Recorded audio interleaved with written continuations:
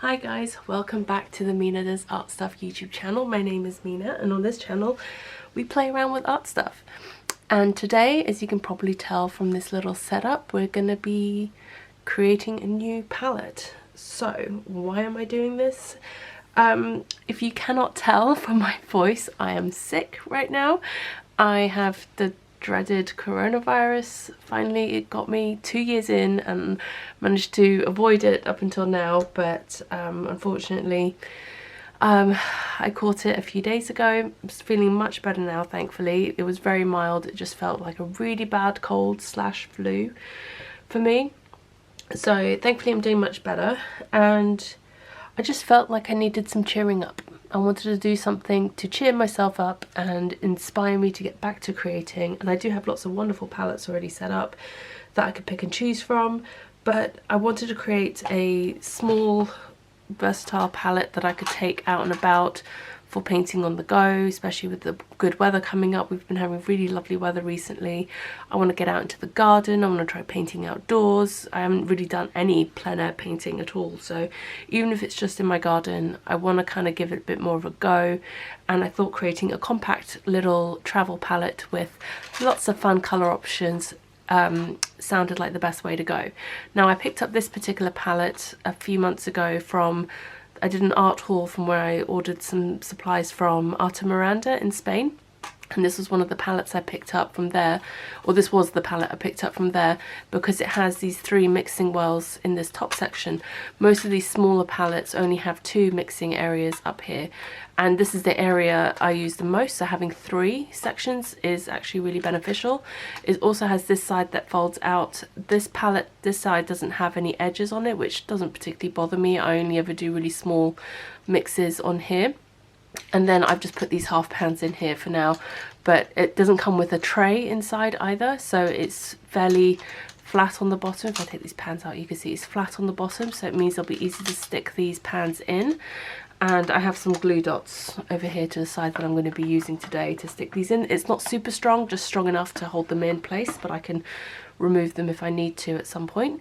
So in this palette I can actually fit 24 half pans, so I have 24 colours laid out here in front of me.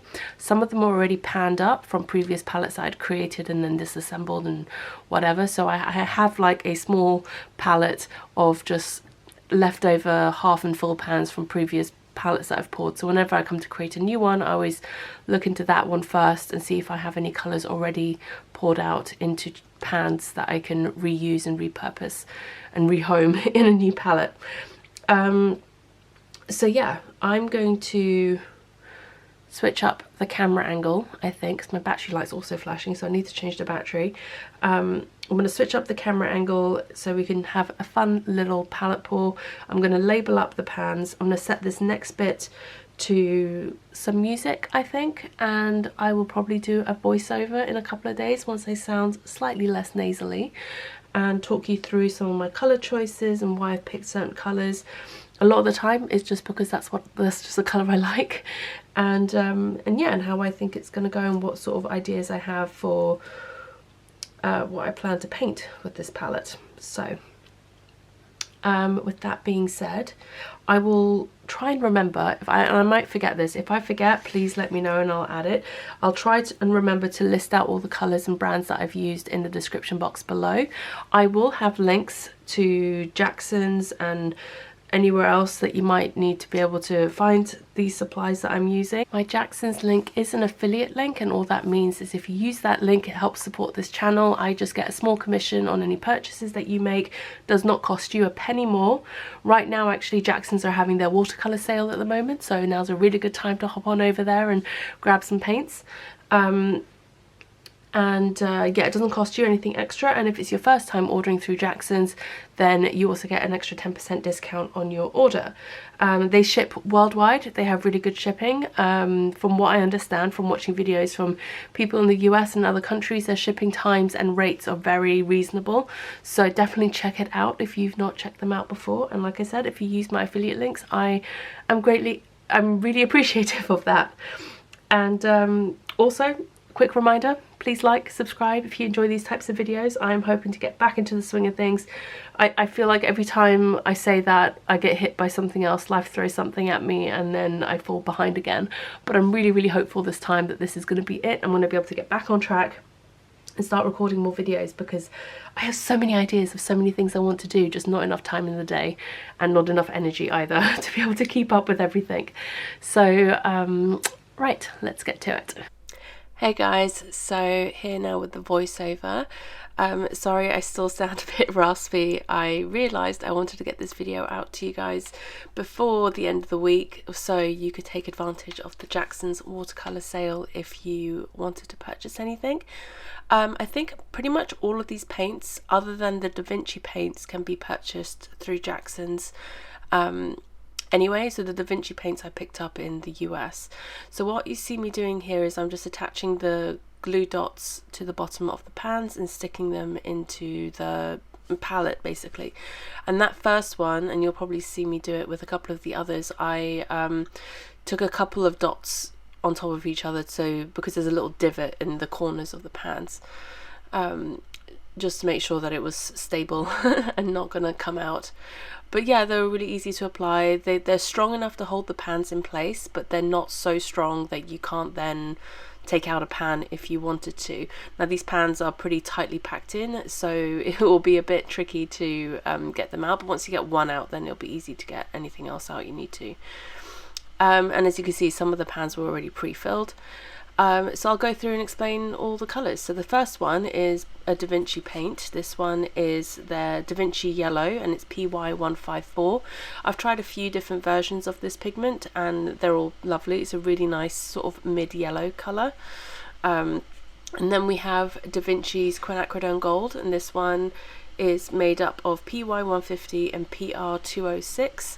Again, it's a really lovely version of Quinacridone Gold, and I wanted to try it out. So next up we have Autumn Red, and this is by Mijello, Mission Gold. It's PY150 and PR254. Then next up we have a Sennelier half pound, which I bought as a half pound. I just topped it up with a bit of the tube paint, and that's their Quinacridone Red, PR209. It's a really beautiful coral colour. Then we have Da Vinci's Permanent Alizarin Crimson Quinacridone, which is PV19. And I wanted to give that a go. That's a new version of Alizarin Crimson for me that I wanted to try out. And then last for that first row is Winsor & Newton's Opera Pink, or Opera Rose, sorry they call it, and that's PR122 and a Fluorescent.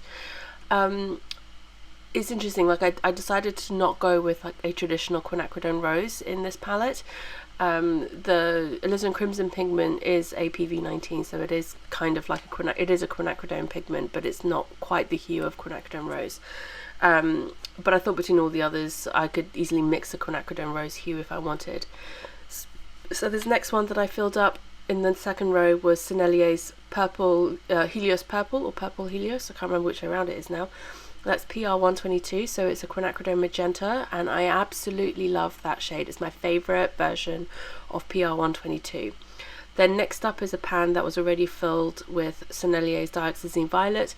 Again, I put this one in just because it was already filled and I didn't want to have to fill another pan of like a violet colour. Sorry, my hands are in the way here, but the third pan I was filling up there is Schmincke's French Ultramarine, and I only have a small tube of this, and this was the end of the tube.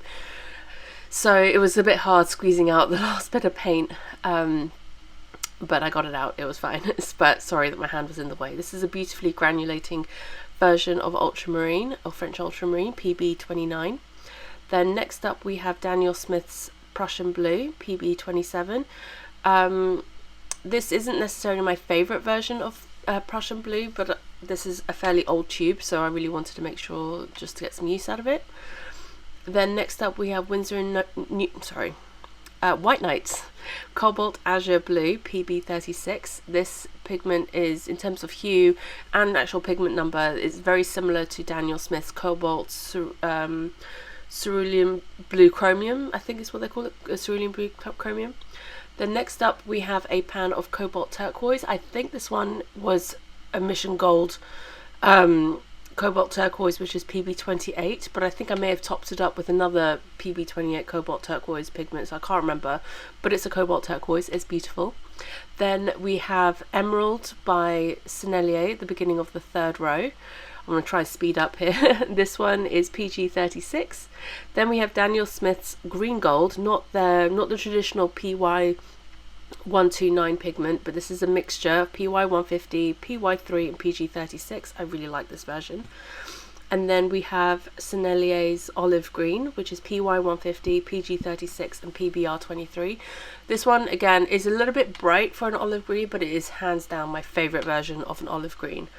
And then instead of a sap green, which I would normally put in, I already had a small half pan full of White Knight's green, which is PG8, and I absolutely love that pigment. There's some debate about how light fast it is and stuff. I mean, most people think it's not that light fast, but I haven't had any issues with the light fast tests that I've done with it. And since I already had a pan of it full, I put it in my palette. Then we have Lucas's Verona Green Earth, which is PG23, and that's actually a like a cobalt green dark pigment, so that's a really lovely granulating paint.